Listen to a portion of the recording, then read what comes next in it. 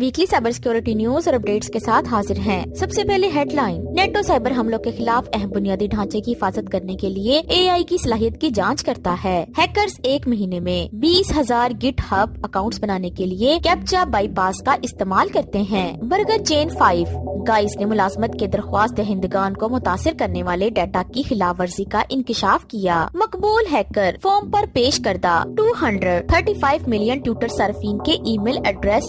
ان سب کی تفصیل جاننے کے لیے دیکھتے رہیے weekly cyber security news. NATO cyber حملوں کے خلاف اہم بنیادی ڈھانچے کی حفاظت کرنے کے لیے AI کی صلاحیت کی جانچ کرتا ہے۔ AI بنیادی ڈھانچے کے سائبر حملے کے اہم نمونوں کی شناخت کے لیے انسانی مداخلت کے بغیر کام کر سکتا ہے اور دفاعی رد عمل کے بارے میں بہتر فیصلہ سازی کو فعال کرنے کے لیے مالویئر کا پتہ لگا سکتا ہے۔ یہ پچھلے سال کے آخر میں نیٹو کے سائبر کلیکشن ایونٹ میں کیے گئے ایک بین الاقوامی تجربے کے نتائج ہیں۔ تجرباتی نتائج دسمبر کے آخر میں امریکی حکومت کے اکاؤنٹنگ آفس GAO کی ایک نئی رپورٹ میں متنبہ کیے جانے کے فوراً بعد شائع کیے گئے تھے کہ متعدد اہم سرکاری ادارے 2010 کے بعد سے اہم بنیادی ڈھانچے کی حفاظت سے متعلق زیادہ تر سفارشات پر عمل درآمد کرنے میں ناکام رہتے ہوئے اہم بنیادی ڈھانچے کی حفاظت کے بارے میں آنکھیں بند کر رہے ہیں۔ ہیکرز ایک مہینے میں 20,000 گٹ ہب اکاؤنٹ بنانے کے لیے کیپچا بائی پاس کا استعمال کرتے ہیں۔ پالو آلٹو نیٹ ورکس یونٹ 42 کے مطابق خود کار لیبرا کے نام سے جانا جاتا ایک جنوبی افریقی دھمکی میں اداکار CICD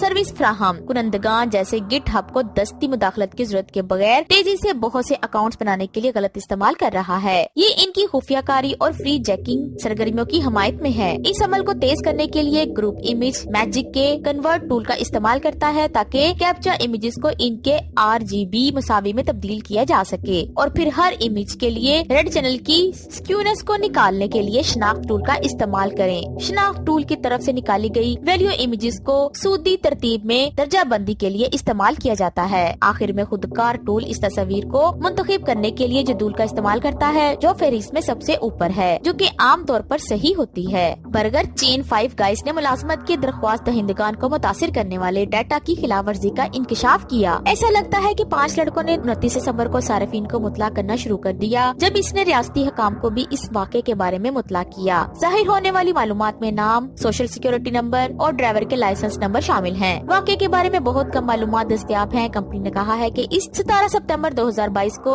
فائل سرور پر فائلوں تک غیر مجاز رسائی کی نشاندہی کی۔ 8 دسمبر کو مکمل ہونے والی تحقیقات سے پتہ چلتا ہے کہ بے نقاب فائلوں میں کمپنی کو ملازمت کے عمل کے سلسلے میں جمع کرائی گئی معلومات شامل تھیں۔ مقبول ہیکر فورم پر پیش کردہ 235 ملین ٹویٹر صارفین کے ای میل ایڈریسز۔ دسمبر میں اعلان کردہ 400 ملین صارفین کے ناموں کے لیک ہونے کے بعد برج ہیکر فارم پر 235 ملین ٹویٹر صارفین کے ای میل پتوں پر مشتمل ایک نیا ڈیٹا لیک شائع کیا۔ ماہرین کے مطابق یہ ڈیٹا لیک اس بات کی نشاندہی نہیں کرتا کہ آیا کسی اکاؤنٹ کی تصدیق ہو چکی ہے، لیکن وہ خبردار کرتے ہیں کہ لیک ہونے والا ڈیٹا کو دھمکی امیز عناصر، مجرمانہ، نکالی اور ڈاکسنگ سرگرمیوں کے لیے استعمال کر سکتے ہیں۔ مزید معلومات پر زمونگ یوٹیوب چینل سائبر پشتو یا زمونگ ویب سائٹ www.cyberpashto.com وزٹ کریں۔ ڈیرا منانا